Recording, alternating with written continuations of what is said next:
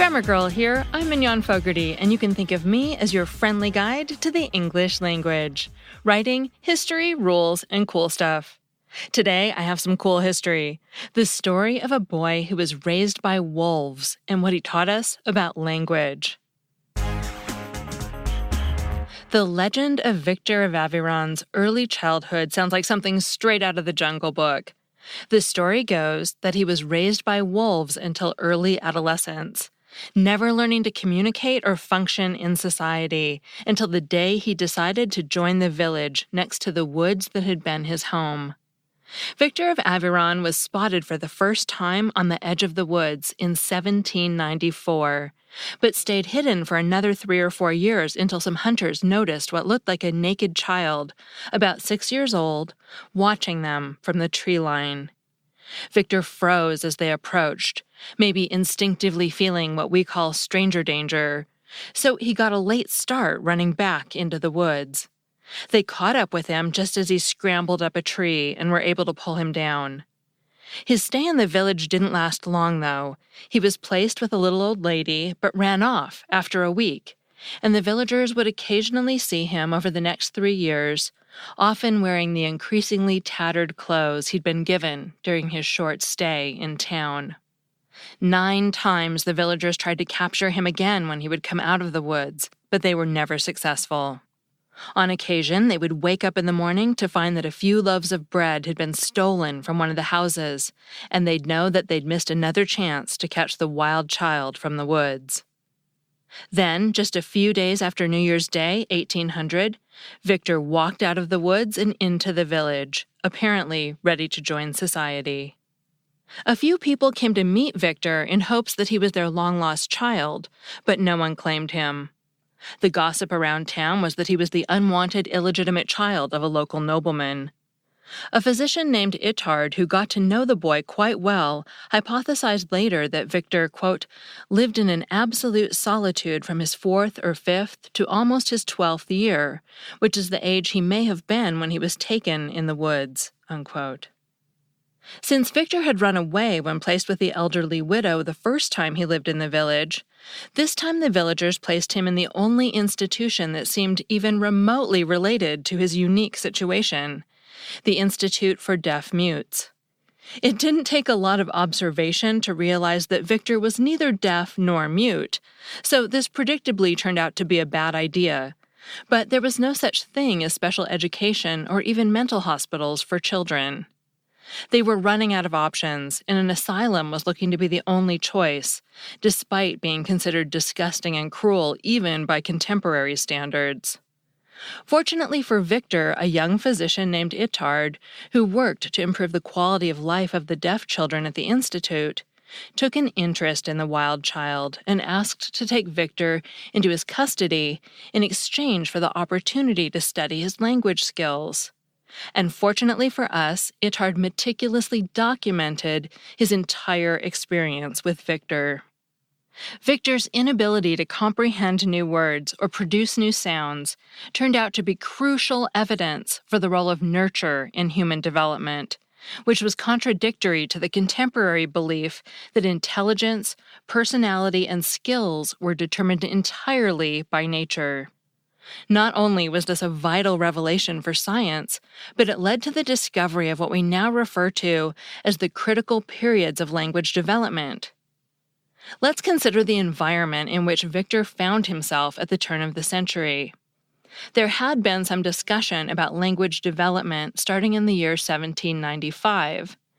The questions boiled down, essentially, to how did deaf-mute children understand and communicate with hearing children? Could they develop the cognitive ability to form or understand ideas as complex and abstract as those of developmentally average kids? Is signing the first step for all language learning? Was it possible to teach feral children how to speak, communicate at all, and to what extent? The flexible nature of newborns' cognitive development allows them to learn any and all languages they're exposed to. But if they aren't using a particular sound, the brain will toss it as it determines what information it'll need later. Once babies begin learning their first words just before they finish their first year, they get better at making the sounds they hear and repeat often. But they'll only repeat these sounds with reinforcement from other people. This does mean, by the way, that you can easily teach your baby a language you don't know or pronounce well. They'll pick it up from videos, songs, or other adults. But be careful about sitting them in front of a screen. This takes away the reinforcement aspect, rendering the whole thing practically useless once their brain starts trimming away unused phonemes, or the sounds that we use to make up words. After infancy, these phonemes are all but gone. Children have a chance to learn them once again before puberty, but after that, it's nearly impossible for them to match the fluency of someone who's spoken the language since birth. Victor, who was around 14 by the time he met Itard, only ever learned to spell the French words for milk and "oh God." He never learned to verbally communicate besides the animalistic growls and yips he learned during his early life in the woods, which other humans were never able to mimic quite right. Without exposure to language until after he'd begun puberty, Victor never even learned to differentiate between tones of voice. He learned to be wary around the stern Itard more than the kindly, gentle housekeeper, because Victor had no ability to understand when he was frustrating Itard. For most of us, we didn't need to hear what words our mother was actually saying to understand that we better not keep doing what we were doing or we'd be in trouble. But Victor didn't know how to pick up on the audible clues we learn as babies. But he quickly adapted. After the break, you'll hear about how Victor developed empathy and more about Itard's career. But first, today's episode is supported by Bombas. Looking for that perfect gift for someone you love? Get them a pair of the best socks on the planet, Bombas. You know in Harry Potter when Dumbledore says that all he wants is a pair of nice woolen socks? Well, in my opinion, those socks are Bombas socks. They're socks so soft and supportive that even a celebrated old wizard would be thrilled to get a pair for his birthday. Bombas socks are made with the softest cotton in the world. They're built with extra cushioning to keep you comfortable. Each sock is built with arch support you didn't know you needed, and they're smooth across the top, no more annoying toe seam. Bombas makes dress socks for work, performance socks for working out, and limited edition holiday socks. They even have a line of merino wool socks that are soft, warm, and naturally moisture-wicking. So take it from me, Bombas are the holiday gift that'll please everyone, even Professor Dumbledore. Go to bombas.com/grammar today and get 20% off your first purchase. That's bombas.com/grammar, bombas.com/grammar. Today's episode is also brought to you by Hallmark Cards. Your mom is one of those people that you can give a Hallmark birthday card and it doesn't go unnoticed. For my stepmom, giving and receiving cards is practically her love language. She loves the way a card can express her love and appreciation in a way nothing else can. My dad likes to say they know her name at the Hallmark store. So when it comes time to celebrate a birthday or holiday, a Hallmark card really means the world to her. Nothing says I love you quite like a Hallmark card. Plus, Hallmark has so many cards, I can always find a Hallmark card that sounds like me, or one that I know will remind the recipient of a great memory we have together, one that makes her smile. Give it a try. See what a card can do to make the next birthday the best one yet. Visit hallmark.com/grammar to shop a wide variety of birthday cards and use the promo code GRAMMAR to get 20% off your card purchase. That's hallmark.com/grammar and the promo code GRAMMAR for 20% off your card purchase. At the Institute for Deaf Mutes, Victor had isolated himself from other people entirely unless he was hungry. But after just a short time of receiving good care in a nurturing home environment, he began to express shame at upsetting his two new family members, and pleasure when they returned from shopping or visiting a friend. Victor waved to neighbors and enjoyed playing with the local children, particularly younger ones who didn't seem bothered by his differences. He would occasionally run away for short periods of time, but that eventually stopped after he returned from a 2-week absence. When he came back that time, he wept deeply at seeing the housekeeper, Aveyron, perhaps from guilt, joy, or some combination of the two. Unable to decipher social cues or verbal tones, he was wary about his reunion with the stern Itard and hesitated to greet him, perhaps thinking he might be angry about Victor's extended vacation. Eventually, he must have gathered that Itard was more relieved than angry, or perhaps his relief to be home went over his fear of Itard's temper, because he burst back into tears and ran to Itard's waiting arms for a welcome hug. But perhaps the most poignant example of Victor's empathy was observed shortly after the death of Aveyron's husband, who'd been something of a handyman around the house. Victor had gradually been taught how to perform various household chores, including setting the table for meals. Following the steps of his daily routine, he placed the usual 4 plates on the dinner table. Aveyron was immediately and visibly upset, trying but failing to hold back her tears.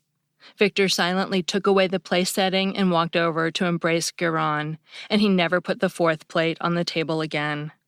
Itard had failed to teach the wild child of Aveyron to speak, inviting mockery from his neighbors and colleagues for believing he could teach a child that amounted to little more than a beast in their eyes. The impact of his work with Victor would not be fully appreciated for many years, although it's fair to say that Itard was a bit harsh on himself and on Victor. Nevertheless, after 2 or 3 years without the desired success, he left Victor with Madame Aveyron and went on to continue his previous work with deaf children. Later in life, he published an enormous study compiling his work with more than 170 cases of hearing-impaired patients. He also invented a catheter for the eustachian tube in the ear, which is still known as Itard's catheter, and documented the first case of Tourette's in a noblewoman. Itard eventually became known for his groundbreaking work in the oral education of the deaf, the field of otolaryngology, the use of behavior modification with severely impaired children, and special education for the mentally and physically handicapped, according to Normand Carey. It's important to note, though often overlooked by academics including Itard himself, that Victor was able to learn empathy and form healthy attachments to trusted adults, which was quite the surprise given his other challenges and the then popular and very false assumption that language equals humanity. Victor turned out to be a remarkably affectionate, friendly boy who was curious about other people and enjoyed interacting with them after his initial hesitance dissipated, despite the general opinion that he was a base animal with no potential to be considered human in any meaningful way, or at the very least so mentally challenged that he wasn't worth teaching or even caring for. As Bruno Bettelheim said, quote, "Belief in the truth of the occasional reports of children having been reared by wolves and behaving like animals may in part be accounted for by a narcissistic unwillingness to acknowledge the human nature of the so-called feral children." That segment was written by Kate Whitcomb. Kate is a linguist and teacher with degrees in psycholinguistics and cognitive neuroscience. You can find her online at thelaymanslinguist.com and on Twitter as laymanslinguist. Finally, I have a Familect story from Charlie. Hi, Grammar Girl. This is Charlie Esser from Newark, New Jersey, and I have a Familect story about snakes. In my family, we have a word that I do believe we are the only ones to use, which is snakes. And what is a snake? A snake is the thing that obscures you from seeing the thing right in front of you. This derives from my mother, who was a very witty woman, who used the fairly common phrase, "If it were a snake, it would have bit you," when you're looking for something and she could see it on the counter and it was right in front of you. However, as time went on, when you continue to not see it, this evolved to, if it were a snake, it would have bit you. Or I'm sorry, if it were a snake, it would have bit you, or it is right next to the snake, about to bite you. And then eventually we just started saying, how can I find this thing with all of these snakes around? Or I would have found it an hour ago if it wasn't for all these snakes. Anyway, that's my story. I hope you enjoyed it. And thanks for making such a great podcast. Have a great day. Bye. If you want to share your family dialect story, the story of a word your family and only your family uses, leave a voicemail at 83321-4GIRL, and you might hear it on the show. That's 83321444475. And be sure to tell me the story because that's always the best part. I'm Mignon Fogarty, better known as Grammar Girl. You can find me at the home of my podcast network, quickanddirtytips.com, where you can also find all the other great Quick and Dirty Tips podcast hosts, including The Relationship Doctor, Get It Done Guy, and Nutrition Diva. Thanks to my producer, Nathan Sams, and that's all. Thanks for listening.